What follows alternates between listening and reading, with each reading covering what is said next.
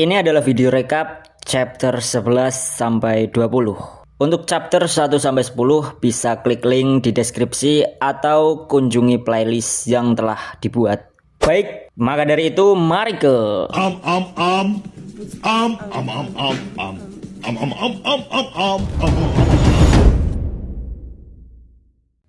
Tak lama kemudian, Ian langsung melepas serangan. Sebuah sihir Esper yang langsung menghujani lawannya.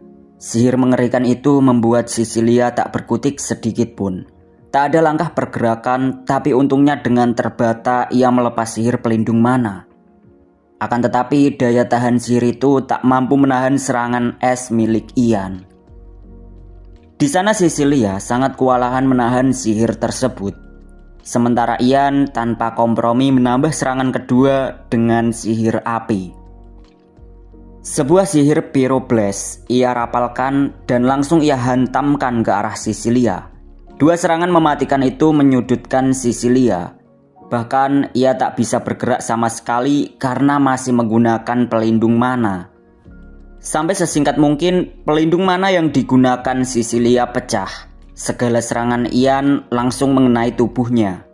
Yang bisa dilakukan Cecilia hanya menghindari serangan itu. Walaupun dia harus melarikan diri, karena susulan serangan berikutnya adalah bola api raksasa yang menuju ke arahnya. Tapi untungnya ia dapat selamat dari serangan tersebut. Setelah berhasil menghindar, ia memandang ke arah bekas serangan sampai ia menyadari ternyata dirinya selamat. Akan tetapi dampak serangan Ian membuatnya terluka parah. Dalam kesakitan yang dirasakan itu, Cecilia bergumam jika seharusnya setelah mengeluarkan serangan besar itu, energi mana Ian sudah habis. Lalu dalam hatinya, Cecilia memikirkan jika bantuan pasti akan segera datang, dan tidak ada bukti yang menunjukkan bahwa dirinya adalah seorang mata-mata.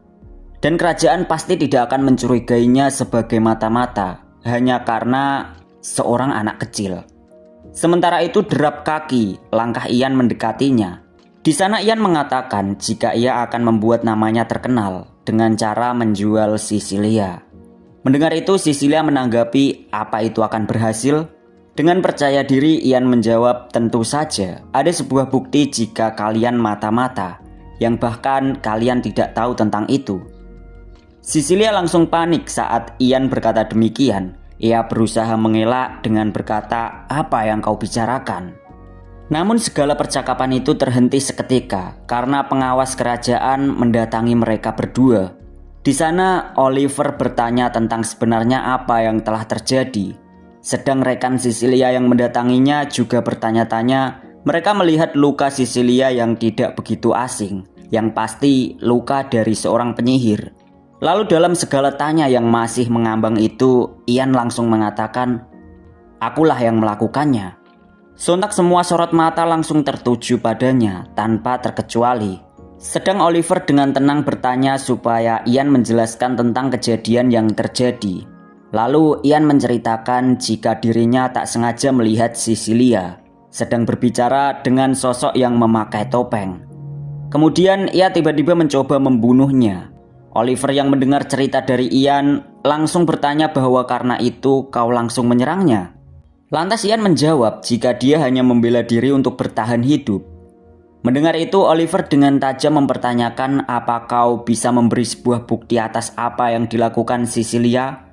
Ian kemudian menjelaskan jika dia melihat Cecilia dan rekannya seolah-olah mereka sedang memeriksa sesuatu dan mereka punya tanda di tubuhnya. Mendengar penjelasan Ian, Oliver mencoba untuk bijak. Oliver lalu mengambil keputusan supaya mereka mencari tanda di tubuh Cecilia. Sedang rekan penyihir lainnya sedikit tak terima, karena bagi mereka hal ini terlalu berlebihan. Bahkan mereka sampai mengatakan bahwa jangan melupakan jika mereka berasal dari Menara Ivory. Akan tetapi di sana, Oliver tak pandang bulu dan langsung mencabut pedangnya, menodongkan pedang itu ke arah dua penyihir yang membantah perintahnya. Lalu dengan ancaman itu, Oliver mengatakan jika Yang Mulia sedang ada di kastil dan kejadian yang baru saja terjadi berada dalam keberadaannya. Oleh karena itu, ia memiliki kewenangan dan kewajiban untuk mencari kebenarannya. Lalu salah satu penyihir itu mengatakan, setidaknya aku sembuhkan dulu Sisilia. Oliver pun membantah supaya mengutamakan pencarian terlebih dahulu. Baru setelah itu disembuhkan, sembari Oliver memerintahkan bawahannya untuk menggeledah tubuh Sisilia. Singkat cerita, setelah pencarian itu, Sisilia menanyakan apakah ada sesuatu yang mencurigakan. Bawahan Oliver menjawab jika mereka tak menemukan apapun dalam tubuhnya. Mendengar itu, rekan penyihir marah semua. Mereka tak terima karena tak ada bukti yang ditemukan. Apalagi harus menunda penyembuhan luka Sisilia. Sedang Oliver sendiri lalu bertanya ke Ian, apa kau telah melakukan kebohongan? Ian dengan percaya diri mengatakan jika dia tidak berbohong. Lalu Ian melangkah menuju ke arah Sisilia, lalu meminta maaf terlebih dulu sebelum memeriksa bagian tubuhnya. Dan dari pemeriksaan punggung itu, Ian menggunakan sihir pendeteksi. Dari pemeriksaan itu memunculkan sesuatu yang membuat semua orang bertanya-tanya. Dengan sebuah lambang yang baru saja muncul dari punggung Sisilia. Sebuah lambang yang dikenal sebagai segel mana. Akan tetapi Sisilia sendiri juga tak tahu menahu tentang tanda yang ada di tubuhnya. Ia sendiri bertanya ke Ian telah melakukan apa padanya. Lantas Ian sendiri dalam hati berkata bahwa Cold Walker mendapat tanda dari sekolah latihan. Mereka tidak akan tahu adanya tanda tersebut karena hanya para pengurus yang mengetahui soal tanda itu. Lalu Ian mengingat kehidupan masa lalunya bahwa dia sendiri baru tahu adanya tanda itu setelah ia melakukan interogasi kepada pengurus selama setahun. Lalu kembali pada cerita, Oliver lalu menanyakan kepada penyihir lain apakah mereka tahu tentang makna dari tanda tersebut. Sedang kedua penyihir itu juga bingung dengan tanda itu. Lalu Oliver berkata bahwa ini baru pertama kali ada kejadian tersebut. Lantas ia bertanya ke Ian apakah ia mengetahuinya. Ian sendiri menjawab jika dia juga baru pertama kali melihatnya. Mendengar jawaban Ian itu, Oliver bergumam, walaupun tidak ada yang tahu makna tanda itu, tapi adanya tanda tersebut tetap saja menjadi sebuah bukti. Lalu Oliver memberi perintah untuk terlebih dahulu menyembuhkan Sisilia. Dan setelah itu melakukan interogasi padanya. Oliver juga memberi perintah kedua penyihir lain supaya mereka menyiapkan penjara mana. Setelah itu Oliver kemudian memanggil Ian. Dia mengatakan ke Ian jika nanti ini menjadi kebenaran, maka Kaisar akan memberinya sebuah hadiah. Sementara itu kabar telah terdengar di telinga Pangeran Hayden. Di sana ia terkejut karena Ian yang dianggapnya sebagai bocah telah mengalahkan penyihir kelas 3 dari Menara Ivory. Laporan tentang itu nampaknya dikabarkan oleh Oliver, sedang Pangeran Hayden sendiri tak menyangka jika Ian ternyata begitu hebat. Lalu Pangeran Hayden bertanya pendapat ke Oliver mengenai Ian. Oliver mengatakan bahwa sebagaimana yang dikatakan oleh utusan penyihir sepertinya benar. Dari cara ia berperilaku dan berbicara bukan seperti seorang anak kecil. Mendengar pendapat itu, Hayden memikirkan sejenak. Lalu ia berkata jika ingin bertemu dengan Ian secara langsung sebelum mengambil kesimpulan lebih jauh. Setelah mengatakan itu, Hayden menyuruh Oliver untuk memanggil Ian. Singkat cerita, Ian menghadap ke Pangeran Hayden. Lalu di sana Hayden memastikan ulang terkait berita yang tersebar bahwa ada mata-mata yang berasal dari penyihir Menara Ivory. Dan ia juga mendengar jika penyihir tersebut sangat terampil. Oleh sebab itu, pencapaian yang telah dilakukan Ian cukup signifikan karena telah mengalahkan dan menangkapnya. Mendengar pujian itu, Ian memberikan hormat pada Pangeran Hayden. Lalu Pangeran Hayden menawarkan sebuah hadiah atas pencapaian Ian. Di sana ia ingin tahu tentang keinginannya. Mendengar tawaran hadiah itu, Ian memikirkan sejenak, lalu membatin jika Hayden ini sedang memancingku untuk mengetahui keinginan terdalamku, dengan mempertanyakan apa yang kuinginkan. Karena begitu, haruskah aku mengungkapkannya? Ungkap Ian dalam hatinya. Setelah membatin, Ian pun mulai berkata bahwa keinginannya adalah untuk memberikannya sebuah izin, yaitu bahwa ia ingin pergi melihat situs tua di Menara Ivory yang ada di jalur kastil kerajaan. Keinginan dari Ian membuat Hayden bertanya-tanya tentang situs tua yang dimaksud tersebut, karena bagi Hayden di situs tua itu tidak ada apapun yang bisa dilihat. Lantas Ian mengungkap alasannya ingin ke sana bahwa dia sering mendengar cerita-cerita. Jadi setidaknya dia ingin mengunjungi tempat tersebut sekali saja seumur hidupnya. Mendengar alasan Ian, Hayden membatin, tak kusangka keinginannya ternyata hanya ingin mengunjungi tempat bersejarah. Padahal ia bisa meminta apapun. Tanpa curiga sedikit pun, Hayden menyimpulkan jika Ian ini masihlah seorang anak kecil. Lalu setelah itu Hayden menyetujui Ian untuk mengunjungi situs tersebut. Sedangkan Ian yang mendengar itu, lantas ia tersenyum puas mengandung sesuatu yang sedang ia sembunyikan. Dalam hati ia katakan, sepertinya aku akan mendapatkan lebih cepat dari yang kuperkirakan. Karena di tempat atau bangunan Menara Ivory ada benda yang tersembunyi sangat dalam di bawah tempat itu, yaitu sebuah gulungan bahasa naga. Bahasa naga menjadi kunci utama dalam penelitian sihir waktu. Dan buku yang merupakan gulungan bahasa naga itu berisikan inti bahasa naga tersebut. Di kehidupan sebelumnya, Ian menemukan gulungan bahasa naga beberapa tahun sebelum kematiannya. Jadi dia hanya bisa menguasai sebagian kecil saja dari ilmu tersebut. Dan saat ini dengan senyum bahagia dan bertanya-tanya, jika begitu di kehidupan saat ini berapa banyak yang bisa aku kuasai di kehidupan kali ini? Singkat cerita, pada malam hari penuh bintang dan cahaya bulan di antara pepohonan, terlihat pasukan kerajaan membawa kereta kuda. Dan dari kereta kuda itu diperlihatkan Ibu Ian yang merasa senang karena selama hidupnya ia baru merasakan bepergian sejauh itu. Di sana ia menoleh ke Ian karena rasa bahagianya itu. Sedang Ian juga ikut senang karena melihat ibunya bahagia. Tak hanya mereka berdua, Radio dan Douglas nampak juga ikut perjalanan tersebut. Di sana Radio mencoba menawarkan ke Ibu Ian akan menjadi pemandu jalan ketika berada di pusat kota nantinya. Dengan ceria Ibu Ian menyambut bantuan tersebut. Mendengar percakapan mereka berdua, Ian sendiri merasa geli jika si Radio ini sedang merayu ibunya. Setelah itu lalu lanjut pada cerita. Dari arah luar, seseorang memanggil Ian. Ia adalah wakil kapten yang bernama Paul. Di sana Paul memberitahu jika perjalanan mereka telah sampai di lokasi tujuan. Kemudian diperlihatkan sebuah bangunan tua, bangunan yang disebut sebagai situs peninggalan Menara Ivory. Setelah itu Paul memberitahu ke Ian jika perintah yang dibolehkan hanya tinggal di sana selama 2 hari. Dan Paul juga menegaskan jika Ian boleh menjelajahi seluruh tempat tersebut sesuai dengan waktu yang ada. Lalu setelah itu Paul menyuruh mereka untuk mengikutinya karena ia akan menjadi pemandu selama mereka tinggal di sana. Setelah itu mereka melewati sebuah desa yang terlihat nampak sepi. Tapi tak lama kemudian penduduk desa berbondong-bondong menyambut rombongan tersebut. Mereka merasa terhormat karena desa mereka telah dikunjungi oleh rombongan kerajaan. Apalagi di sana ternyata ada Pangeran Hayden juga nampak ikut serta menemani Ian.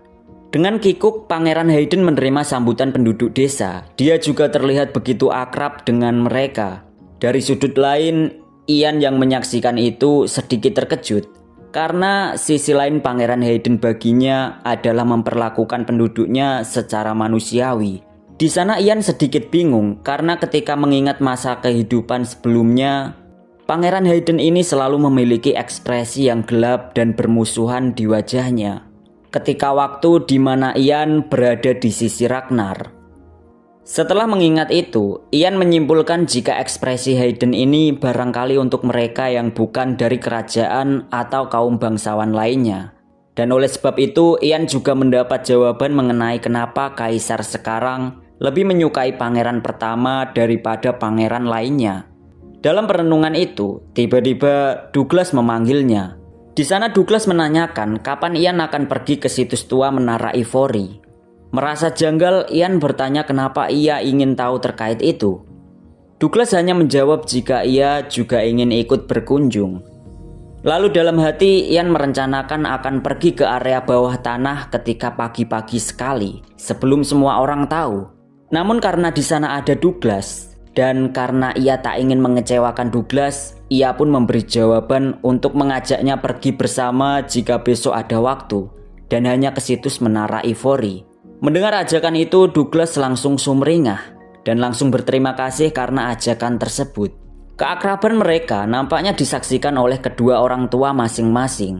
Di sana radio berbisik pada Ibu Ian jika ia ingin bertanya sesuatu hal, yaitu tentang apakah Ian memang selalu terlihat dewasa, karena ia sendiri tak bisa melihatnya sebagai anak usia 12 tahun.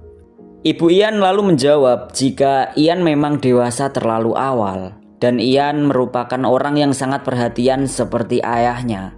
Adapun hal lain terkait Ian, bahwa menurut ibunya, Ian ini mencoba mengisi kekosongan ayahnya. Setelah mendengar itu, radio bertanya jika Ian seperti ayahnya, apakah ayah Ian juga merupakan penyihir. Di sana Ibu Ian menjawab jika ayah Ian bukan penyihir, ia hanya orang biasa, dan ayahnya itu menghilang sebelum Ian lahir karena pergi bekerja seperti biasanya. Dan itu baru diketahui ketika 5 tahun berlalu saat barang miliknya yang hanya kembali. Setelah mengatakan itu, Ibu Ian mencoba mengatakan jika akhir-akhir ini perkataan itu terhenti seketika. Ibu Ian tak mau mengungkapkan tentang anaknya lagi. Ia lalu berkata ke radio untuk melupakan semua hal tersebut, karena baginya itu bukan sesuatu yang perlu untuk dijelaskan kepada orang lain, ungkap Ibu Ian di antara sepinya malam yang menyelimuti suasana tersebut. Suatu ketika pada sebuah perjalanan yang hanya mengikuti angin dan jalan bintang-bintang, sebuah perjalanan tanpa akhir setelah terjadi perang pemersatuan, perjalanan yang jauh dari keberadaan Menara Ivory dan Kaisar. Tapi walaupun begitu, perjalanan itu sampai akhirnya tetap membawanya menuju ke Menara Ivory. Dalam hening memunculkan tanya, apakah itu hanya ketidaksengajaan semata karena masuk ke Menara Ivory? Tidak, mungkin saja aku dipimpin oleh sesuatu.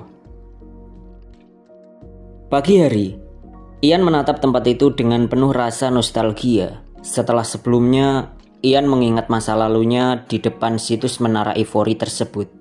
Dalam hati, ia membatin jika tempat itu terlihat masih sama seperti sebelumnya. Sembari mengenang, ia juga mengingat sejarah tempat tersebut. Bahwa 300 tahun yang lalu ada sebuah perang antara penyihir Menara Ivory dan Dragonian yang menyebut diri mereka sebagai keturunan naga. Pasukan Gargoli dan sihir hitam milik Dragonian menjadi sebuah kekuatan yang cukup kuat untuk menghancurkan kerajaan. Tapi Kaisar dan penyihir kelas atas yang bernama Michel Green River memimpin penyihir kelas atas lainnya. Kekuatan tersebut akhirnya mampu mengalahkan Dragonian serta membuat pasukan Gargoli punah, sehingga dari situ terjagalah kedamaian kerajaan. Sedangkan Michel Green River yang membawa kerajaan pada kemenangannya menolak posisi untuk menjadi kaisar, karena ia lebih memilih untuk menjadi pemilik menara, membuat pusat kota yang sekarang dikenal sebagai Green River Dome. Dan tempat saat ini yang dikunjungi oleh Ian adalah reruntuhan tersebut.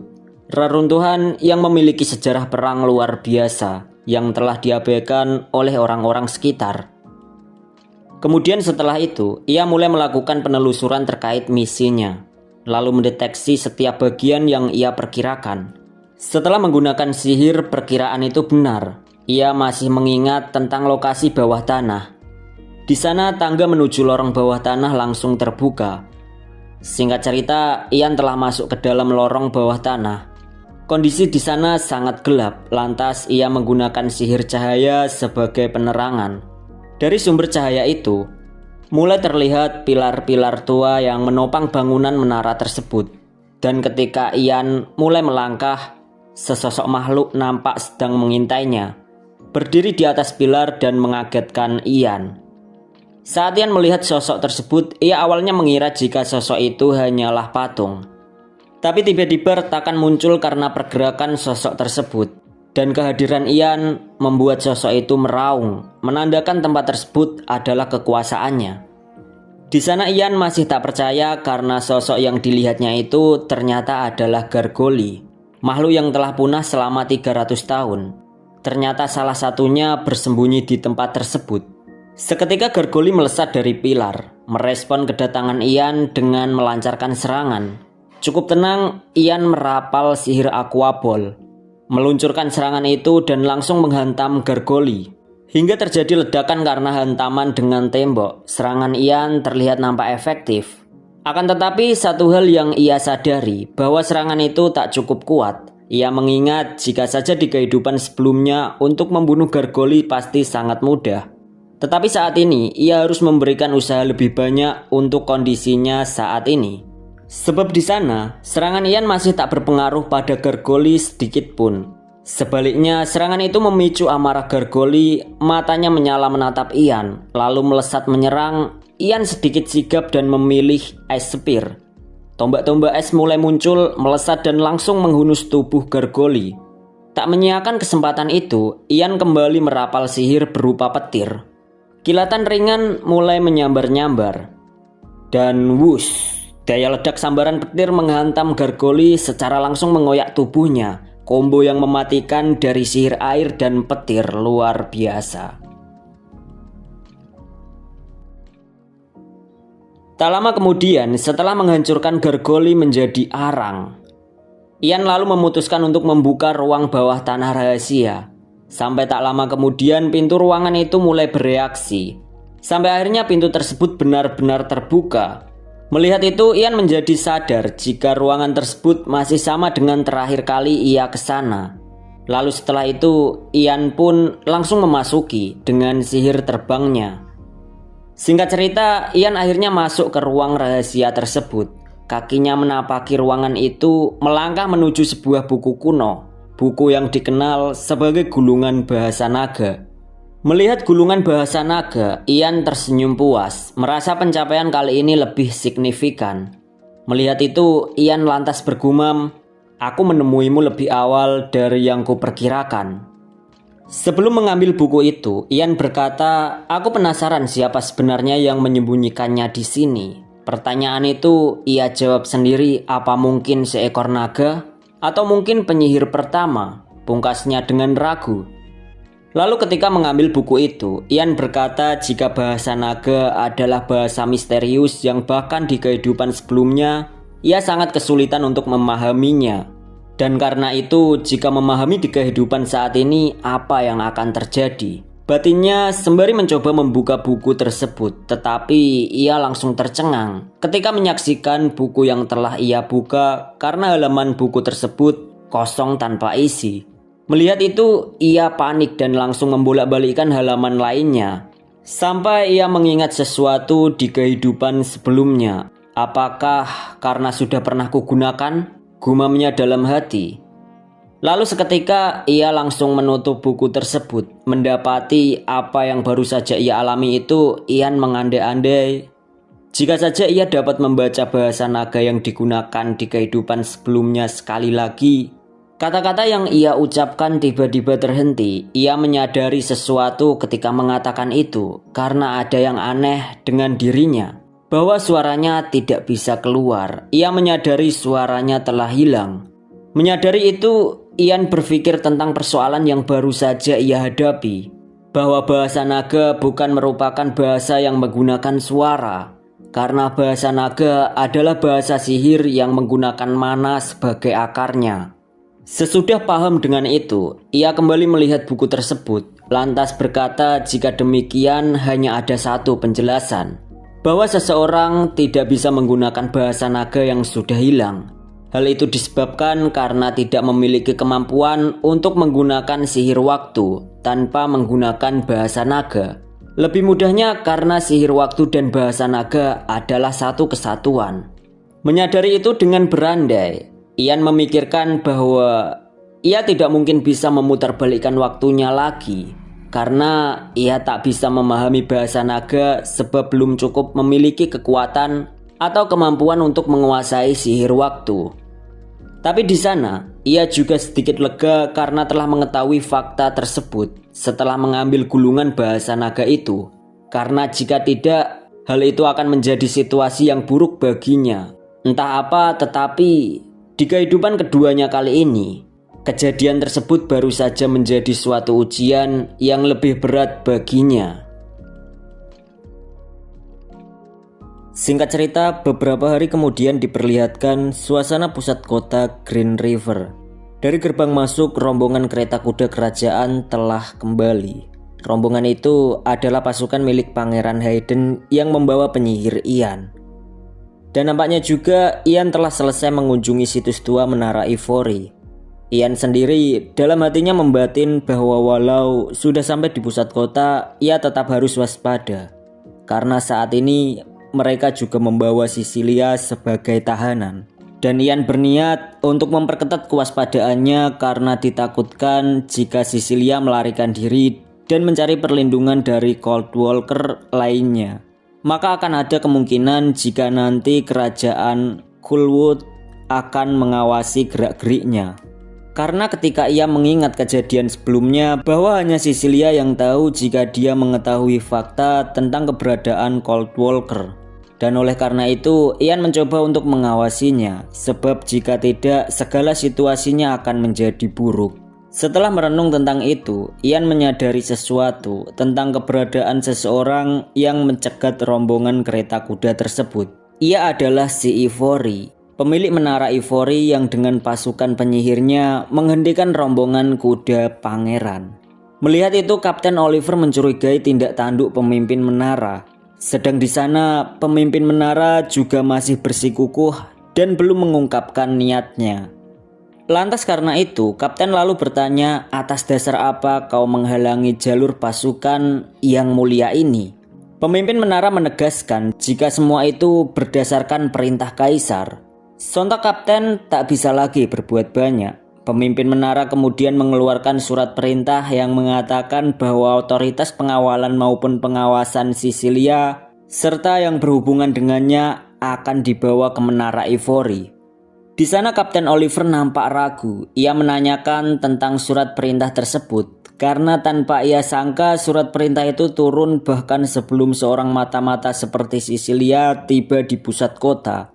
Mendengar itu, pemimpin menara beralasan jika hal seperti ini memang perlu ditangani secepatnya. Lalu saat berpapasan dengan Oliver, pemimpin menara menyuruhnya untuk beristirahat saja karena Menara Ivory yang akan mengambil alih tanggung jawabnya mulai dari sekarang. Perkataan itu sangat membuat Oliver kesal. Dengan penuh kesadaran, ia mengatakan ke bawahannya untuk menyerahkan si pendosa Sisilia pada pemimpin menara. Kapten, ia masih belum seorang pendosa, tegur pemimpin menara dengan sorot tajam dan murka. Lalu ia melanjutkan dengan berkata, sebelum kebenaran dibuka, ia masih tetap penyihir dari Menara Ivory. Tolong perhatikan ucapanmu. Sedang Kapten Oliver tak menjawab perkataan itu dan berpaling dengan sangat kesal. Sementara bawahan Oliver semua berbisik-bisik tentang keadilan yang baru saja mereka alami. Di sana mereka mengeluh karena sudah susah payah menangkap dan membawa Sisilia. Akan tetapi dengan mudahnya Menara Ivory mengambil alih usaha mereka. Dan beberapa dari mereka juga tak terima walaupun itu adalah perintah dari Kaisar. Sementara itu dari kereta kuda, Ian mengamati perseteruan yang terjadi. Di sana Ian memikirkan tentang niat Menara Ivory yang ingin mengambil alih Sisilia, bahwa mereka tidak mencoba untuk melindungi Sisilia sebagai salah satu dari penyihir Menara Ivory. Akan tetapi mereka hanya tidak ingin kesatria biasa menginterogasi penyihir. Dan sekarang ini mereka pasti akan membawa Sisilia ke penjara bawah tanah terdalam dan akan mencoba mencari cara untuk meredakan situasi mengenai reputasi buruk Menara Ivory yang diakibatkan oleh Sisilia. Sedangkan Sisilia sendiri tak mungkin bisa kabur dari penjara bawah tanah, walaupun dia seorang mata-mata dari kerajaan Coldwood. Setelah itu kembali pada perjalanan. Di sana Ibu Ian nampak penasaran dengan ribut-ribut yang terjadi di luar. Tapi Ian menenangkan jika tak terjadi apapun. Sedang dari balik itu, Ian sendiri merasa satu masalahnya telah selesai, tentang masalah mengawasi Sisilia. Tiba-tiba seseorang memanggilnya, memberitahu jika putra mahkota mengajaknya berkunjung ke suatu tempat sebelum ke istana kerajaan. Singkat cerita, perjalanan sampai di sebuah istana megah dan mewah. Melihat itu, Ian sangat familiar. Karena tempat itu adalah istana yang menjadi penganugerahan gelar oleh Ragnar kepadanya. ketika mencapai penyihir kelas 5 di kehidupan yang sebelumnya. Di sana Hayden lalu menanyakan apakah ia menyukai tempat tersebut. Karena tempat itu adalah kediaman yang secara khusus diberikan oleh kaisar kepadanya. Seketika Ian langsung menundukkan kepalanya dan berterima kasih telah memberikannya istana sebagai tempat kediaman. Dalam hati ia berkata, di kehidupanku yang sebelumnya, aku menerima istana ini ketika berusia 26 tahun. Sedang saat ini, aku menerimanya di usia 14 tahun lebih awal. Sebuah istana yang cukup indah, pungkas Ian dalam hatinya. Lalu setelah itu Hayden mengatakan ke Ian bahwa nanti keluarganya akan tinggal di sini. Sementara dirinya ikut bersamanya menuju ke istana kerajaan untuk menemui kaisar secara langsung. Mendengar itu Ian nampak masih menundukkan kepala. Lalu dengan malu-malu ia berkata, jika diizinkan bolehkah aku melihat-lihat sekitar tempat ini dengan ibuku dulu? Oh iya, tentu saja. Mendengar permintaannya diperbolehkan, senyum bahagia terpancar di wajah Ian. Atap mewah, dekorasi menyala terang penuh kilauan. Oh ya ampun. Pungkas ibu Ian ketika melihat istana tersebut. Dari sebelah Ian bertanya, bagaimana menurutmu ibu? Menurutku, ungkap ibu Ian penuh tanya. Sedang Ian dengan sedikit barbar mengatakan, mulai sekarang ini adalah rumah kita. Tempat ini? Jawabnya langsung syok. Di sana Ian sangat bahagia karena melihat ibunya yang senang dengan tempat tersebut. Karena saat di kehidupan dulu, ketika menerima istana itu, ibunya sudah meninggal. Sebab sehebat apapun dirinya pada waktu itu, ia tetap saja tak bisa membangkitkan ibunya dari kematian. Maka di momen ini, ia mencoba menikmati kebahagiaan yang dirasakan oleh ibunya, melebihi apapun. Tak hanya itu, saat ini ia juga bisa melakukan apapun bersamanya. Karena yang utama saat ini adalah melihat ekspresi bahagia ibunya yang belum pernah ia lihat di kehidupan yang sebelumnya. Saat Ian berbahagia dengan itu, tiba-tiba ibunya mengatakan, tempat ini sangat besar. Bagaimana kita membersihkan seluruh tempat ini?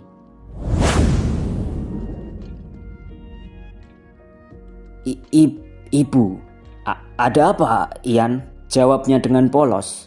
Aku akan pastikan ibu tidak akan melakukan pekerjaan seperti itu mulai dari sekarang.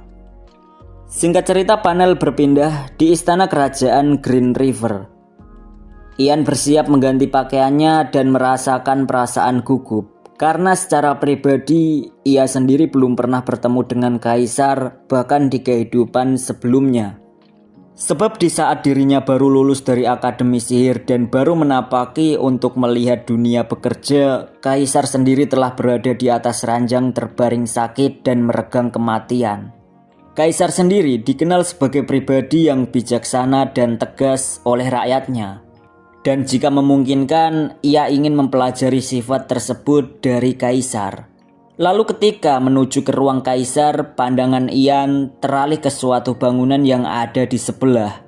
Ia memandang dari jendela melihat kediaman itu, kediaman milik seorang pangeran. Apa yang sedang dilakukan oleh lelaki itu saat ini? Ungkap batinnya. Seorang pangeran kelima dan anak dari seorang selir. Meskipun ia yang paling mirip dengan kaisar, tetapi ia dilahirkan dengan hati dinginnya kaisar daripada kasih sayang kaisar. Ia adalah Ragnar, teman lamaku dan juga musuh terburukku. Pungkas Ian sembari mengepalkan tangannya. Lalu sembari terus melangkah, Ian memikirkan tentang apa yang harus ia lakukan ketika nanti menemuinya di kehidupan saat ini. Renungan batin itu terhenti. Mereka telah sampai di depan ruangan kaisar, dan seorang pelayan mempersilahkan dirinya untuk masuk ke dalam, karena kaisar sudah menunggu kehadirannya. Ian nampaknya telah berada di ruang pintu kaisar, sedang kaisar telah menunggu bersama Pangeran Hayden. Tak lama kemudian Ian memberikan hormat kepada kaisar, lantas kaisar menyuruhnya untuk mengangkat kepala. Kaisar kemudian mengatakan, pahlawan dari utara Ian Page, engkau memiliki banyak pencapaian dalam waktu singkat.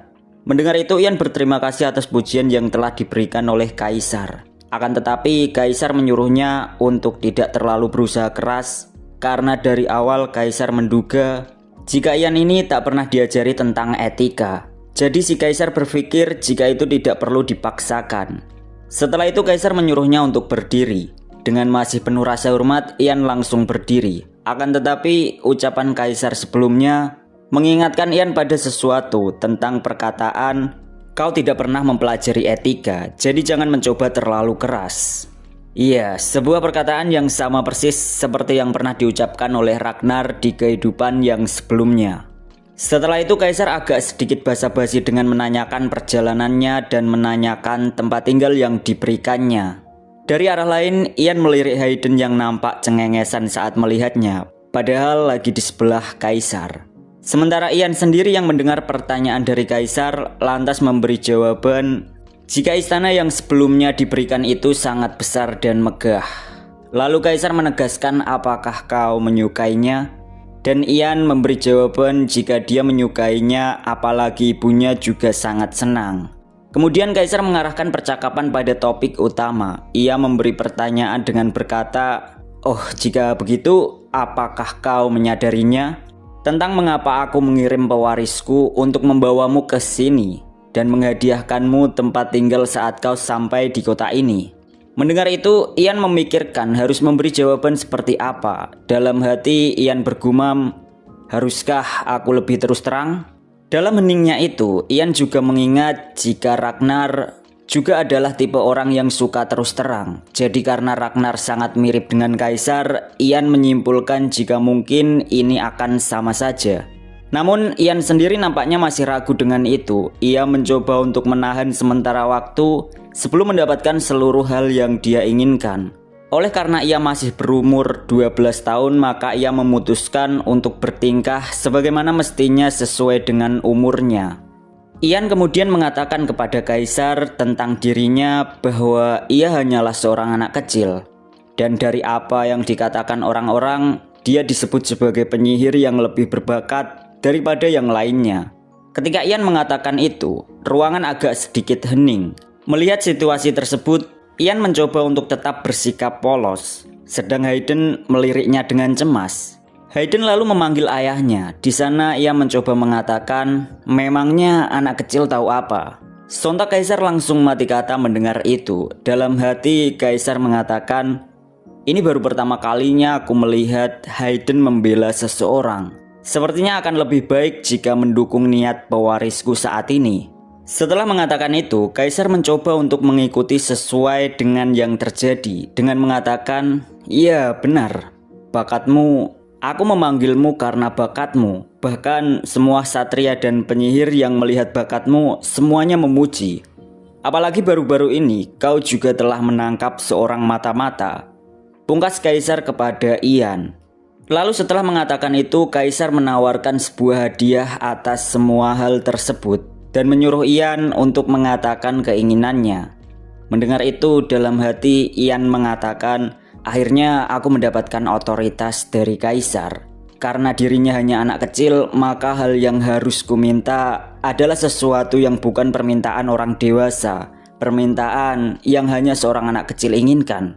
Kemudian setelah memikirkan dengan matang, Ian pun mengatakan keinginannya kepada Kaisar, bahwa ia hanya ingin berkeliling istana. Mendengar itu Kaisar terbelalak tak menyangka. Ian lalu menambahkan, jika ia hanya ingin berkeliling secara bebas di sekitar istana dan menceritakan kepada ibunya tentang apa yang telah dilihat, seperti apa istana ini dan keindahannya. Dari sisi Kaisar, Hayden juga berkata jika sebelumnya Ian juga meminta untuk melihat situs tua Menara Ivory, dan baginya itu normal seperti keinginan anak kecil yang penasaran dengan sesuatu. Hayden lalu memohon pada Kaisar supaya mengizinkan keinginan Ian. Sedang Ian menyunggingkan senyum tipis menandakan rencananya telah berhasil. Lantas setelah itu Kaisar pun merestui dan akan memberikan tanda kerajaan. Lalu seorang pelayan langsung menyodorkan tanda kerajaan berupa token pada Ian. Dengan token itu Ian akan bisa bebas pergi kemanapun.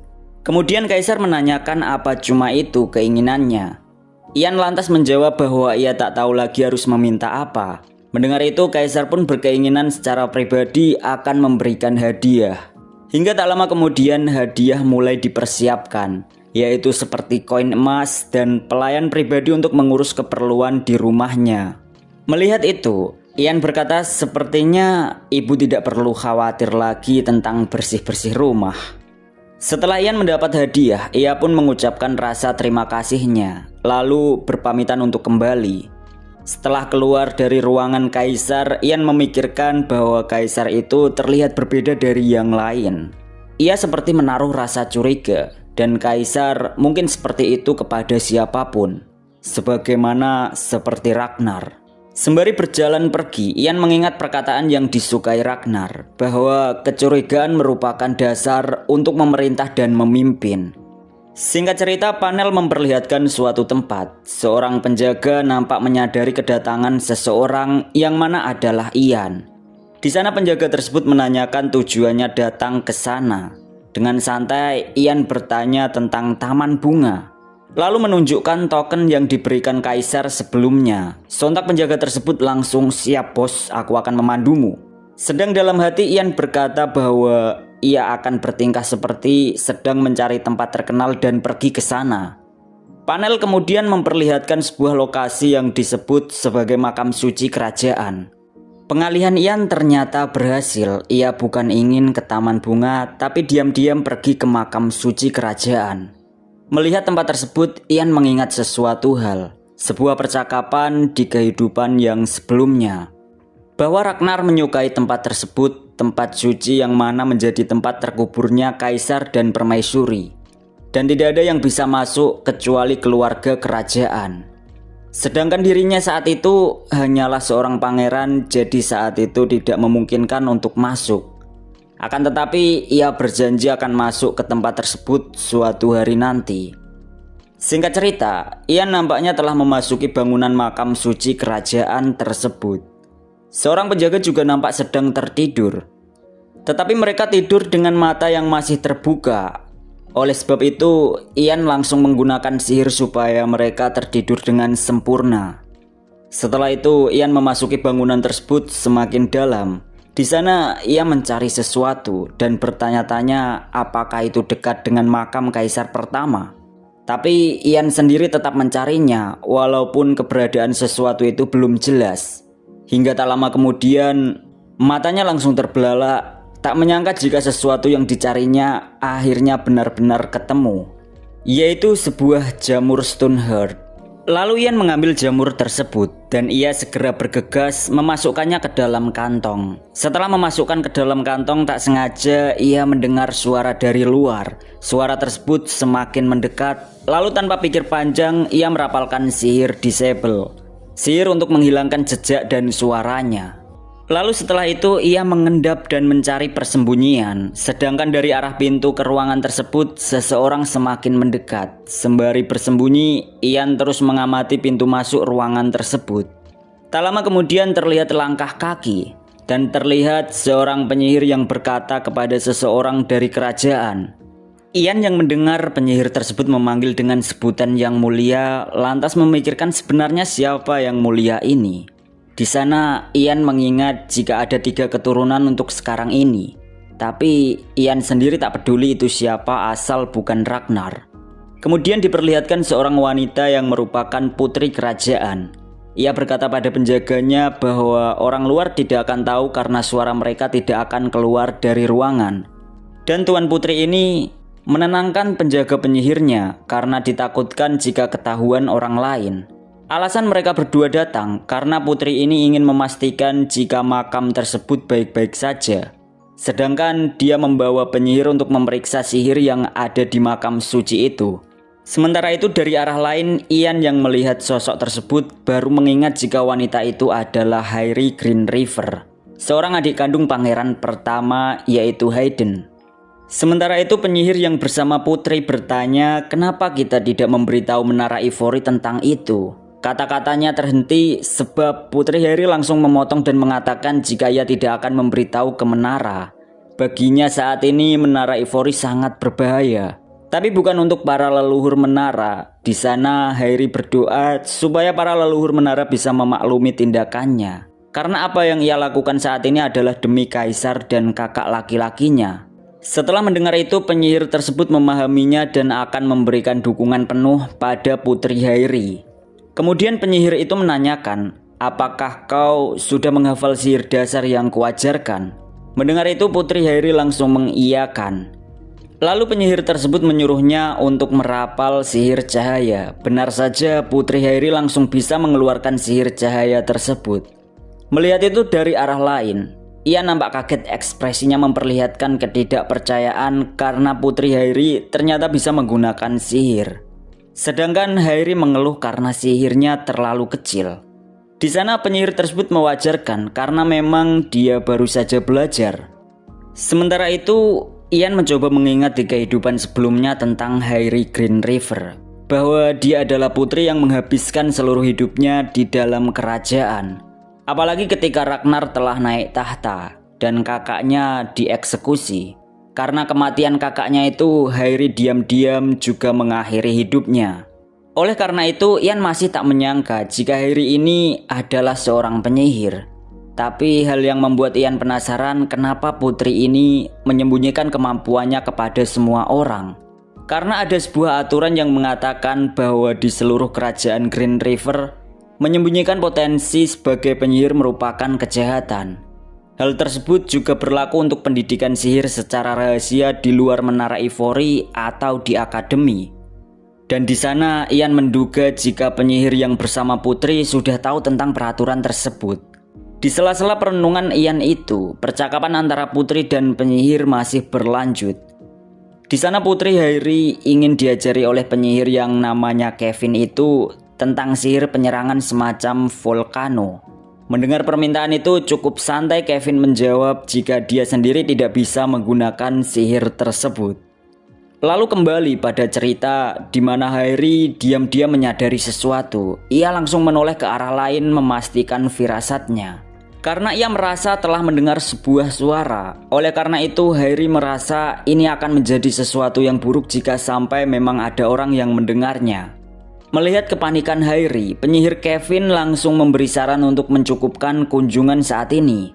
Sementara itu hari telah menjelang sore. Di luar makam suci kerajaan, nampaknya Ian sudah keluar dari makam tersebut. Ian menyadari jika ia telah menemukan banyak hal hari ini.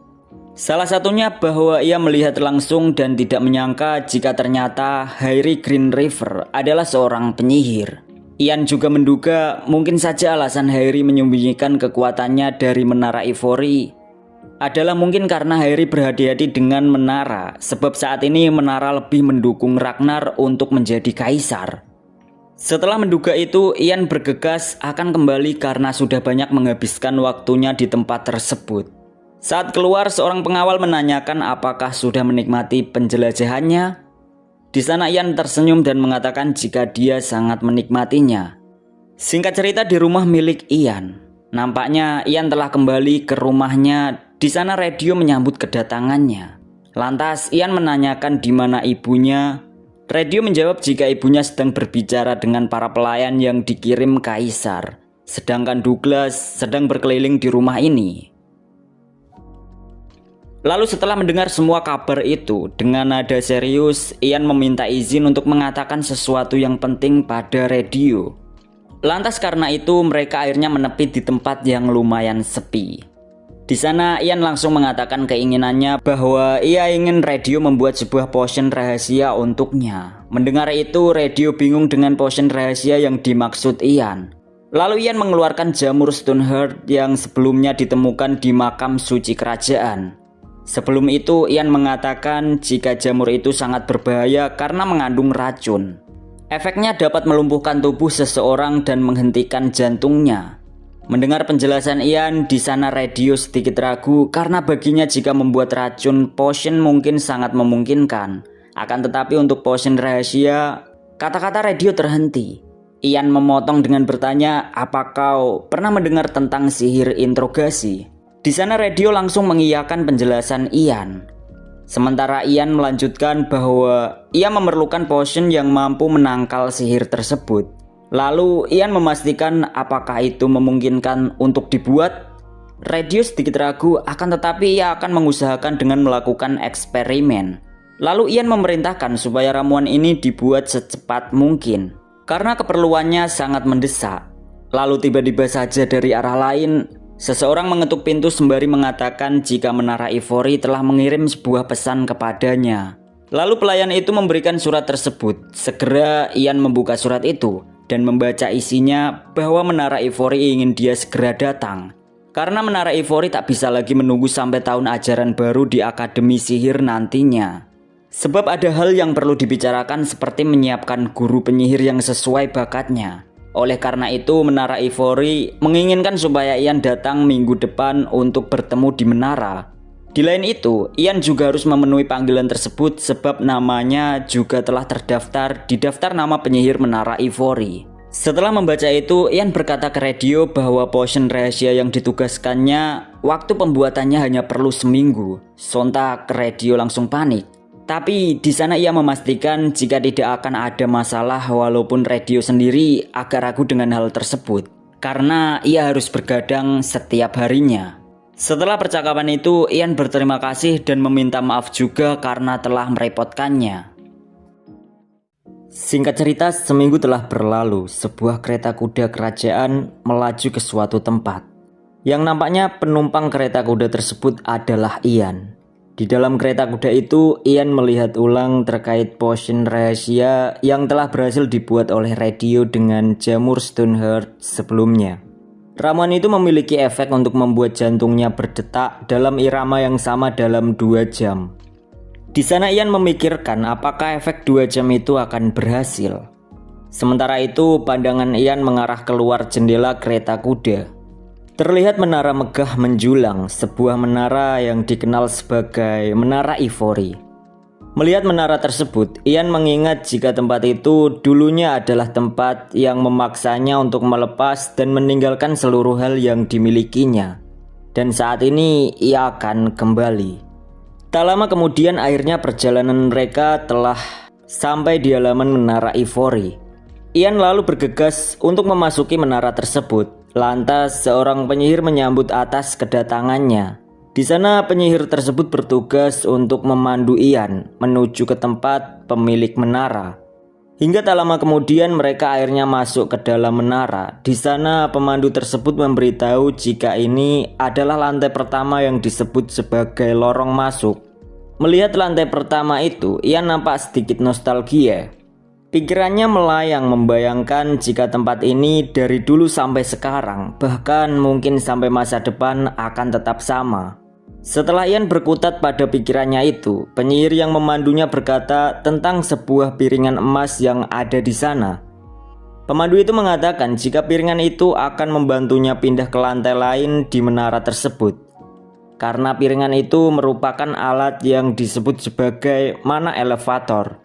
Sedangkan warna emas yang ada di piringan tersebut dapat dipergunakan untuk penyihir kelas atas supaya mereka bisa langsung ke lantai tertinggi dari menara tersebut. Kemudian pemandu itu menyuruh Ian untuk menginjak piringan tersebut. Lalu pemandu itu menyuruhnya untuk bergegas. Karena penyihir kelas atas telah menunggunya di dalam ruangan pemilik menara yang terletak di lantai tertinggi. Setelah mendengar itu, Ian pun langsung bergegas untuk pergi. Cahaya emas mulai menyelimuti, sedang Ian yang ada di sana tampak mengambil ramuan yang ia bawa. Lalu ia langsung meminum ramuan tersebut. Singkat cerita, perjalanan menggunakan elevator begitu cepat. Ian telah sampai di lantai tertinggi. Di sana Ian memandang dengan tatapan kosong sebuah pintu yang akan menentukan nasibnya ke depan. Tak lama kemudian Ian mulai membuka pintu tersebut dan memasuki ruangan itu. Saat berada di sana, pemilik Menara Ivory menyambutnya dengan antusias karena Ian telah memenuhi undangannya. Lalu pemilik menara menyuruh Ian untuk segera duduk. Sedang dari sisi lain ternyata para penyihir kelas atas sudah rapi duduk bersebelahan. Mereka seakan-akan menjadi sebuah ujian atau persyaratan untuk penyihir yang telah memasuki menara itu. Sedangkan Ian sendiri sembari menyiapkan tempat duduknya, ia membatin jika menara ini sedang memiliki maksud untuk menguasainya dan membuatnya tunduk pada mereka. Lalu pemilik menara melihat ulang bakat Ian dari hologram sihirnya. Di sana ia tak menyangka jika bakat Ian melampaui perkiraannya. Oleh karena itu ia sedikit curiga dengan Ian. Akan tetapi pemilik menara juga mengatakan ke Ian bahwa walaupun dirinya curiga, tapi dia menganggap Ian adalah saudara dalam mana yang ikatannya lebih kuat dari ikatan darah. Oleh sebab itu, sekarang ini ia ingin membuang kecurigaannya terhadap Ian. Lalu dengan polos dan menyembunyikan niatnya, Ian bertanya apa kalian akan menyiksaku. Mendengar itu pemilik menara terkekeh. Dengan sedikit bercanda, ia mengatakan tidak akan melakukan tindakan barbar semacam itu. Hanya saja mereka akan menanyakan beberapa pertanyaan dan Ian hanya perlu menjawabnya. Pungkas pemilik menara dengan ekspresi tegang dan serius, sekaligus menggunakan sihir pendeteksinya. Lalu setelah itu pemilik menara pun langsung memulai untuk menginterogasi Ian. Awalnya pemilik menara menjabarkan identitas Ian sebagai seorang yang lahir tahun 488 dengan zodiak kambing merah. Ayahnya adalah Fran Petz, seorang penjelajah, sedang ibunya adalah Vanessa Petz yang pernah menjadi pelayan di kastil. Mendengar penjabaran itu, Ian membenarkan tentang identitasnya. Lalu dari arah lain seorang penyihir botak bertanya tentang bagaimana hubungan Ian dengan alkemis radio. Ian menjawab bahwa ibunya sakit dan lemah. Jadi dia membutuhkan alkemis yang mampu memberikan obat-obatan secara terus-menerus. Sedangkan alkemis radio ini adalah rekomendasi dari penguasa Moklian kepadanya. Dari arah lain, penyihir lainnya berkata kenapa dia ingin mengunjungi situs tua Menara Ivory. Cukup santai Ian menjawab jika dia melihatnya di buku. Oleh karena itu ia menjadi sangat ingin pergi ke sana. Sedangkan dari penyihir lain menyahut bertanya bagaimana dengan Cecilia yang tertangkap basah telah bertemu seorang bertopeng dan berniat membunuhnya. Dan apakah kamu berani bersumpah jika cerita itu adalah kebenaran? Lantas tanpa basa-basi Ian memastikan jika itu kebenaran. Kemudian dari arah lain penyihir lainnya bertanya tentang sihirnya terkait apakah Ian berani bersumpah jika tidak ada yang mengajarinya tentang sihir. Tanpa ragu Ian langsung membenarkan jika memang tidak ada yang mengajarinya. Tapi penyihir itu tetap meragukan karena sebelum-sebelumnya Ian telah mengeluarkan banyak sihir seperti api, pemanggilan, dan es. Hal yang dicurigai itu, dari mana Ian tahu terkait skill-skill tersebut? Dan penyihir itu memaksa Ian supaya memberi jawaban yang lebih masuk akal. Mendengar pernyataan itu, Ian dengan pasrah memberitahu bahwa skill dari sihir itu ia bisa keluarkan karena dirinya membayangkan terkait sihirnya. Lalu Ian memberikan sebuah contoh bahwa saat membayangkan api di telapak tangan, sihir api itu akan keluar.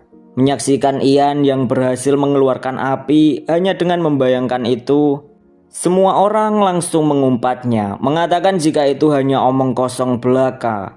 Sedang dari sisi lain, pemilik menara belum mengambil keputusan, masih memikirkan sesuatu yang baru saja ia lihat. Dalam hati ia berkata bahwa sihir deteksi paling kuat Menara Ivory mengatakan bahwa anak ini mengatakan hal yang sebenarnya. Seketika ia teringat dengan penyihir pertama. Pemilik menara langsung menduga apa dia adalah reinkarnasi dari penyihir pertama, atau dia adalah penyihir yang kelasnya jauh lebih tinggi sehingga sihir deteksi tak mampu berfungsi kepadanya. Di sana pemilik menara terus bertanya-tanya ketika melihat Ian. Pemilik menara kebingungan karena baginya tidak masuk akal jika anak sekecil itu memiliki mana yang begitu banyak. Ketika masih memikirkan itu, tiba-tiba konsentrasinya pecah. Seorang penyihir berambut merah bernama Helen langsung berdiri, memprotes semua penyihir karena menanyakan hal-hal yang tidak berguna. Oleh karena itu, keinginannya adalah daripada membuang waktu, ia ingin terus terang, langsung menanyakan hal yang sebenarnya. Melihat itu, Ian masih mempertahankan ekspresi polosnya sembari menatap Helen yang berdiri langsung di depannya. Yang kemudian Helen menanyakan, "Kau itu apa sebenarnya?" Katakan dengan mulutmu sendiri siapa kau sebenarnya.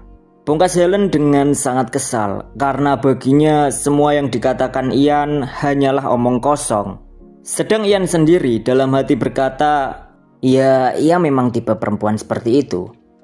Helen merupakan penyihir kelas 4 termuda sebelum dirinya datang, dan Helen memiliki julukan sebagai Lady of Fire atau wanita api. Tak hanya itu, ia juga merupakan wanita yang bertipe agresif. Kemudian kembali pada percakapan, di sana dengan tenang Ian menanggapi pertanyaan Helen sebelumnya, bahwa seharusnya dia sudah tahu. Mendengar itu Helen kebingungan sebab memang sudut pandangnya mengatakan jika dari awal kedatangan Ian, baginya Ian hanya omong kosong. Sedangkan saat ini Ian menyindir Helen bahwa harusnya ia tahu tentangnya, karena identitasnya bahkan telah tertulis di hologram sihir. Sembari mengejek, Ian mengulang kembali mengatakan pada Helen bahwa ia adalah Ian Page, lahir tahun 488 dengan zodiak kambing merah. Apa kau tidak membacanya? Sindir Ian dengan tenang.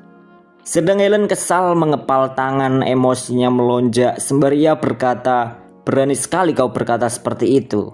Tapi seketika emosi Helen menghilang, pemilik menara menegur perseteruan tersebut. Kemudian pemilik menara dengan tegas dan tegang berkata pada Ian jika dirinya akan menanyakan satu pertanyaan terakhir. Sebelum bertanya, pemilik menara menjabarkan sebuah peristiwa, bahwa ketika itu ada sebuah ujian reaksi mana, dan ia mendengar ada kecelakaan kecil bahwa ibu Ian telah dilecehkan oleh prajurit. Seorang prajurit yang bernama Jonathan. Tapi keesokan paginya prajurit itu ditemukan tewas mengambang di sungai, dan saat ditemukan itu ada jejak-jejak kecil mana yang menempel di tubuh prajurit tersebut. Kemudian setelah pemilik menara menjabarkan tentang kematian prajurit itu, ia lalu bertanya, apakah ada hubungannya dengan kematian tersebut? Mendengar pertanyaan itu, Ian sedikit merenung terlebih dulu. Di sana ia kagum dengan kecerdikan pemilik menara. Karena bagi Ian, pemilik menara bukanlah seorang pemilik menara tanpa alasan. Sementara dari balik itu, pemilik menara bergumam bahwa Ian ini bisa dianggap seorang penyihir kelas 3. Karena seharusnya di situasi seperti ini, orang biasa mungkin sudah kehilangan ketenangannya dan menjadi ketakutan karena disangka sebagai pembunuh. Sementara itu dari sudut pandang Ian, dirinya memikirkan jika irama detak jantungnya stabil justru dia akan lebih dicurigai. Oleh karena itu pertanyaan terakhir, Ian memikirkan apakah ia perlu menghilangkan efek potion rahasia yang sebelumnya telah diminumnya. Tapi benar saja, Ian pun mencoba menghilangkannya. Sembari ia bergumam, aku akan memberikan jawaban sesuai yang ingin kalian dengar. Setelah itu sembari berdiri dan gemetar, Ian mengatakan bahwa ia tak tahu apapun tentang kematian prajurit. Sontak semua mata tertuju padanya, mereka tak menyangka akan itu, akan sebuah kebohongan yang diucapkan oleh Ian. Tapi pemilik menara dan yang lain cukup puas karena merasa jika sihir pendeteksi mereka masih berfungsi, karena masih dapat melihat kebohongan dari Ian ini. Lantas karena tak terlalu mempermasalahkan dengan kematian prajurit, pemilik menara berpura-pura mengiyakan saja. Sedang Ian juga mengimbangi dengan melakukan akting terkait dirinya, bahwa memang benar jika dia tak ada hubungannya dengan kematian prajurit. Dan pemilik menara juga mempercayai apa yang dikatakan Ian itu.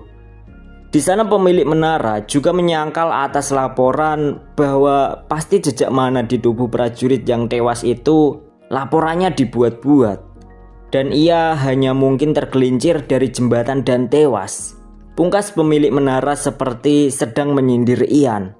Setelah mengatakan itu, pemilik menara meminta satu hal dan meminta Ian untuk menurutinya. Lalu pemilik menara menjabarkan bahwa bakat yang dimiliki Ian tidak ada yang pernah melihat sebelumnya, bahkan di menara ini.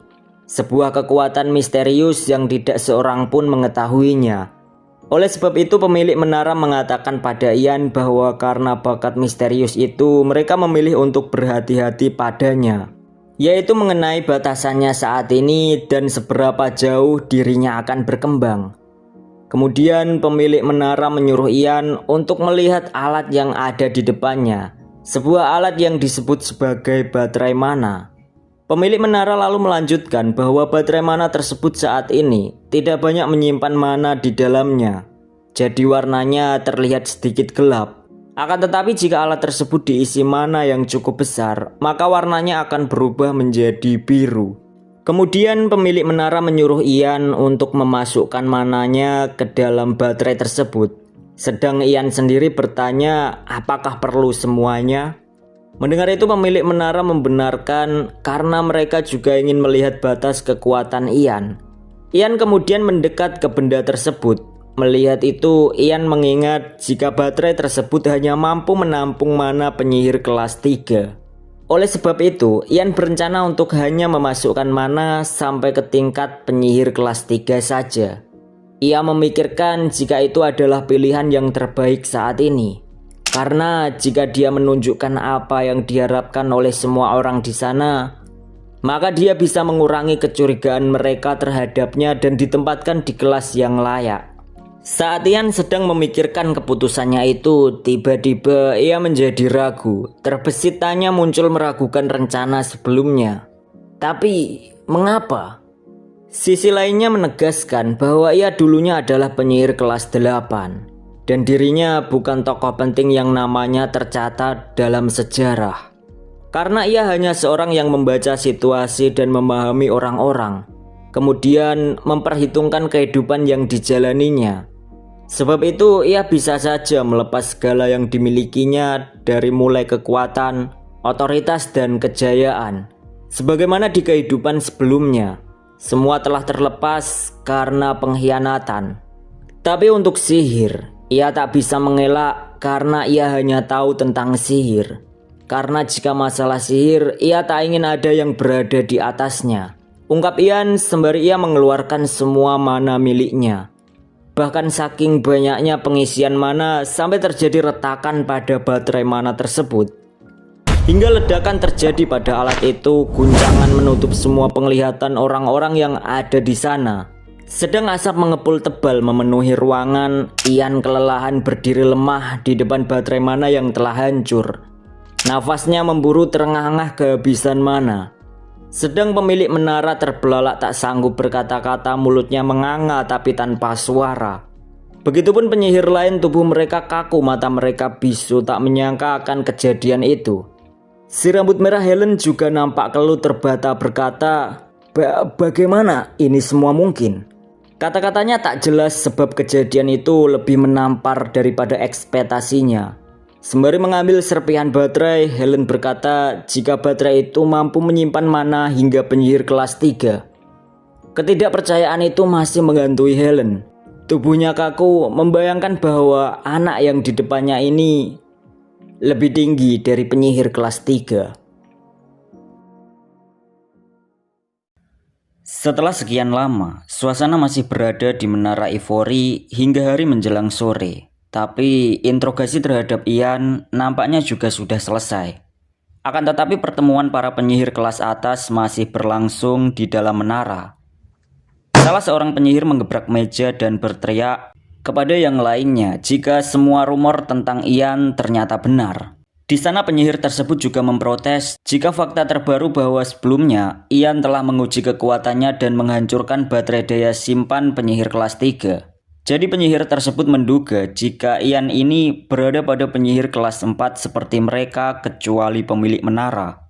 Sedangkan sebelumnya, melihat reaksi seorang Ian yang ditanya tentang kematian prajurit Jonathan, terlihat jelas bahwa reaksinya seperti orang yang sedang berbohong. Di sana penyihir tersebut tak terima dan mencoba menanyakan pendapat penyihir lainnya. Karena menurutnya sebelum Ian menjadi ancaman berbahaya untuk mereka, ia memberi saran supaya mengikatkan rantai pada Ian, dalam arti memenjarakannya.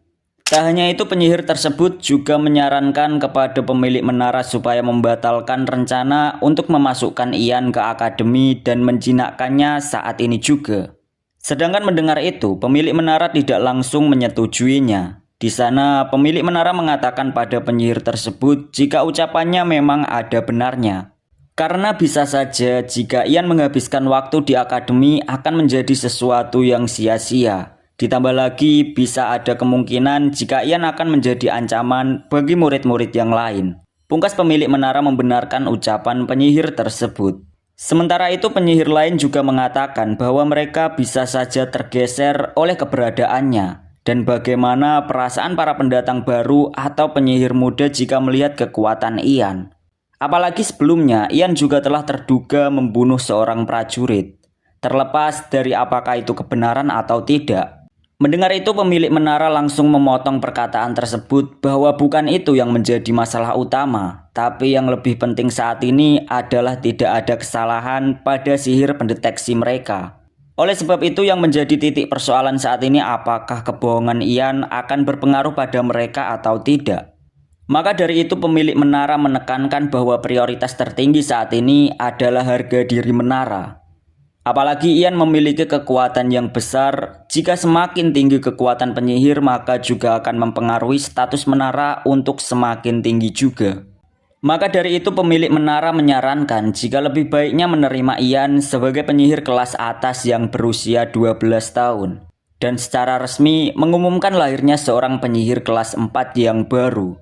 Lantas pemilik menara juga mengatakan bahwa karena bakat dan usianya yang masih dini, lebih baiknya saat ini memberikan pendidikan khusus dari penyihir kelas atas. Mendengar penjelasan dari pemilik menara, semua penyihir langsung menyetujui saran dan masukan tersebut tanpa ada yang menentangnya. Setelah itu, pemilik menara melempar hak asuh kepada para penyihir untuk bertanggung jawab terhadap pengasuhan Ian. Lalu tiba-tiba salah seorang langsung mengangkat tangannya, mengatakan jika ia akan melakukannya. Singkat cerita di tempat lain, tepatnya di halaman Menara Ivory. Nampaknya Ian masih tak menyangka atas kabar bahwa ia telah diangkat sebagai penyihir kelas atas secepat itu. Padahal sebelumnya ia memperkirakan akan ada sesuatu yang terjadi. Tapi yang tak ia sangka semua itu terjadi begitu cepat. Dari arah lain penyihir yang memandu Ian sebelumnya menemuinya. Di sana penyihir tersebut juga mendengar tentang kabar bahwa Ian akan menjadi penyihir kelas 4. Kabar itu membuat penyihir tersebut sangat kagum terhadap Ian karena usianya yang masih 12 tahun dan menjadi penyihir kelas atas. Dan semua itu sesuai rumor yang beredar. Setelah mengungkapkan kekagumannya itu, penyihir tersebut memberi kabar jika dirinya telah ditunjuk sebagai penyihir yang akan mendukungnya selama setahun. Sebagai seorang pelayan. Sedang Ian yang melihat penyihir tersebut nampak kaku langsung menyuruhnya untuk bisa santai karena dia adalah seniornya. Kata senior yang diucapkan Ian kepada penyihir itu malah membuatnya semakin menjadi-jadi, menjadi semakin salting. Lalu dengan semangat, penyihir tersebut langsung berkata jika dia akan bertanggung jawab penuh terhadap pelayanan kepada Ian. Singkat cerita mereka mulai menjelajah area sekitar Menara Ivory, salah satunya melintasi akademi sihir yang ada di sana. Kemudian penyihir pemandu itu mengatakan pada Ian jika seharusnya dia mengikuti pembukaan tahun ajaran baru sebagai seorang penyihir. Akan tetapi karena kemampuan dan kekuatannya maka Ian menjadi murid spesial yang langsung dilatih oleh penyihir kelas atas. Ian yang mendengar istilah latihan spesial merasa janggal. Dalam pikirannya, ia mengetahui bahwa sebenarnya rencana menara adalah supaya dapat menjinakkan dirinya sebagai pelayan yang setia. Sembari memikirkan itu, dalam perjalanan menjelajah akademi, Ian melihat murid-murid lain yang dulunya di kehidupan sebelumnya adalah teman seangkatannya. Karena ia dulu juga berada di barisan mereka. Sejenak Ian mengingat jika dulu teman-temannya itu dibunuh oleh mata-mata dari kerajaan Coldwood di Perang Persatuan Pertama, dan karena itu saat ini sebenarnya ia tak terpikir jika bakal bertemu lagi dengan mereka. Setelah memikirkan dan mengingat itu, Ian berencana untuk nantinya menyapa mereka.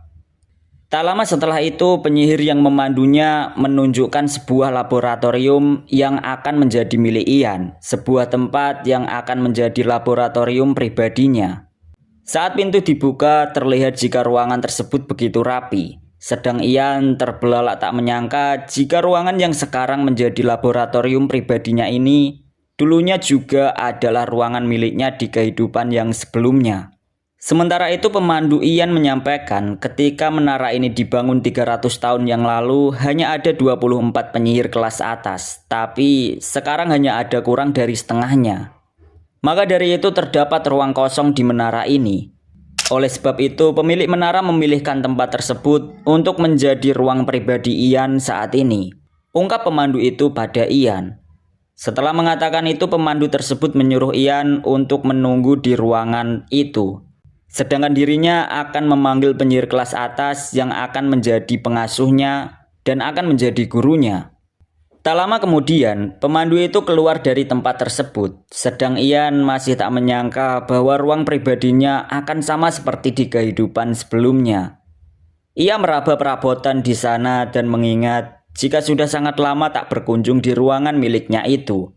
Sembari masih bernostalgia, Ian merasa jika ruangan tersebut terlalu cepat ia dapatkan saat ini. Karena ruangan itu, ia dapatkan 7 tahun lebih awal daripada di kehidupan sebelumnya. Dan saat ini karena ia mendapat otoritas sebagai penyihir kelas atas, maka ia berkeinginan untuk melakukan sesuatu, yaitu membuat kekuatan baru di dalam menara Ivory saat ini. Rencana ini akan ia jalankan 6 tahun mulai dari sekarang. Karena masa itu adalah masa di mana Ragnar akan memulai gerakannya di bawah perlindungan menara. Jadi dia harus membuat kekuatan baru, yaitu kekuatan yang dapat menandingi sepak terjang Ragnar karena dukungan dari pemilik menara. Hal itu karena fakta tentang kekuatan dan pengaruh di menara bergantung kepada kesetiaan terhadap pemilik menara. Sebuah kekaguman pada kekuatan luar biasa yang dimiliki pemilik menara dan penyihir-penyihir kelas atas lainnya. Maka atas dasar itu Ian bertekad untuk memiliki kekuatan yang sama dengan orang-orang menara. Bahkan ia akan berjuang untuk berada di kelas tertinggi dari pemilik menara. Sebab jika itu bisa terjadi, ia akan memiliki kontrol penuh atas menara tersebut. Tapi untuk saat ini ia tak mungkin bisa dan akan lebih baik bertingkah seperti anak kecil dulu hingga tiba waktunya. Sebab saat ini tubuh kecilnya sangat tidak mendukung untuk naik ke kelas 5. Tiba-tiba seseorang mengejutkannya, sebuah langkah kaki muncul menghampirinya. Masih dalam tanda tanya, Ian memandang arah pintu. Ekspresinya seketika berubah. Sembari menggerutu, Ian katakan, ternyata mereka mengirimnya. Iya benar, si agresif rambut merah, Helen. Helen lalu mengatakan, sudah lama menunggu ya? Kau bocah arogan. Sedang Ian sendiri dalam hati membatin, jadi mereka mengirim Helen untuk menjadi penyihir yang mengasuhku. Lalu setelah itu Ian memulai percakapan dengan mengatakan, kau yang membersihkan baterai yang hancur itu kan? Perkataan Ian langsung membuat Helen menyimpulkan jika bocah ini ternyata lebih dari arogan.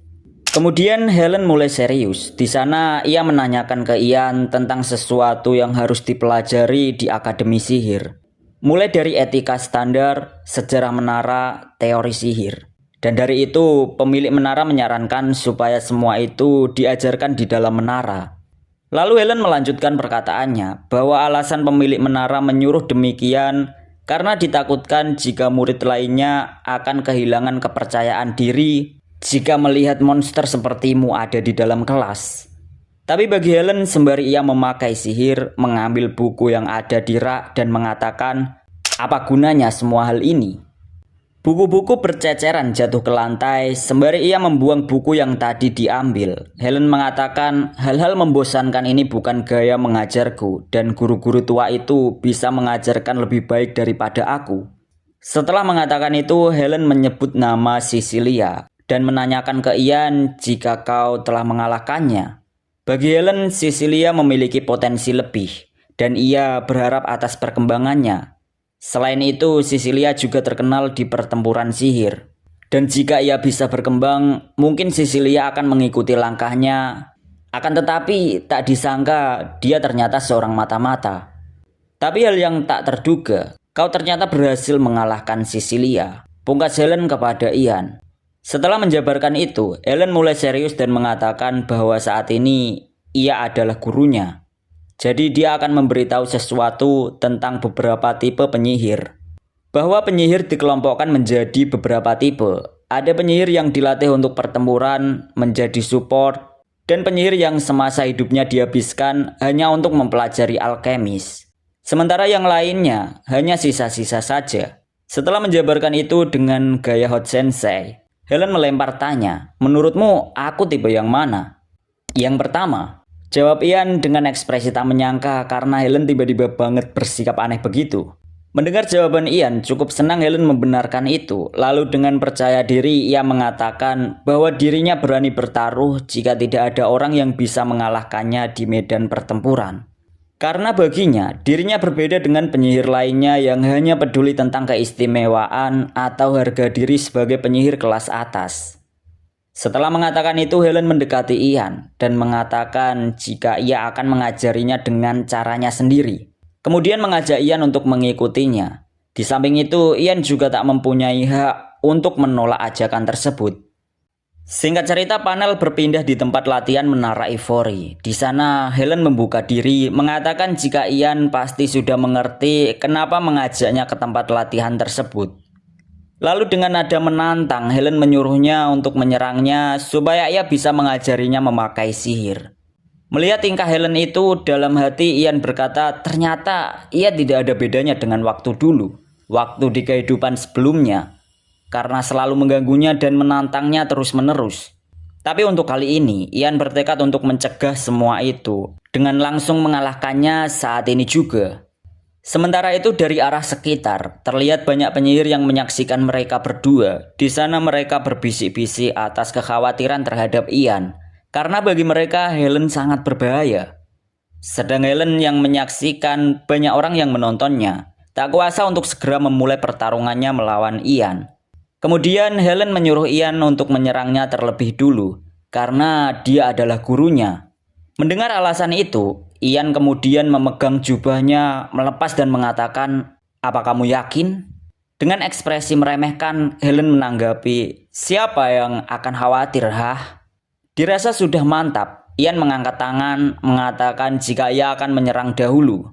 Lalu dirinya memejamkan matanya dan merapal sihir pelindung. Sedang dari arah lain, Helen memujinya karena ia memahami terkait seni bertempur. Tapi walaupun begitu, Helen tetap tak peduli dan semakin membara. Tak peduli berapa lapis pelindung Ian. Ia bertekad akan tetap menghancurkannya dalam sekejap. Pungkas Helen sembari mengeluarkan bola-bola api miliknya. Begitupun dengan Ian yang ternyata sudah siap dan merapal sihir es blok. Dari bawah, es mulai ke atas, menyelimuti tubuhnya dan membekukan dirinya sendiri. Menyaksikan itu, Helen menganga menganggap Ian sedang bercanda padanya. Lalu ia mendekat ke arah Ian dan mengatakan jika ternyata seluruh hal yang kau pikirkan hanya membuat es blok. Apa kau berencana untuk tidur di dalamnya hingga kau kehabisan mana? Pungkas Helen sembari mengetuk es tersebut. Tapi hal yang tak diketahui Helen adalah bahwa Ian telah merencanakan semua itu. Dalam hati, ia berkata jika es blok adalah sihir pertahanan terkuat yang melindungi penggunanya. Akan tetapi selama sihir itu aktif, penggunanya akan tidur, jadi mereka tak bisa menggunakan sihir lain. Di sana Helen juga mengetahui fakta itu, bahwa penggunaan es blok membuat penggunanya tak dapat menyerang. Jadi di sana dia kesal dan kecewa terhadap Ian yang telah membuatnya berharap tinggi. Akan tetapi, Helen terkejut, ia tiba-tiba mendengar suara gemuruh.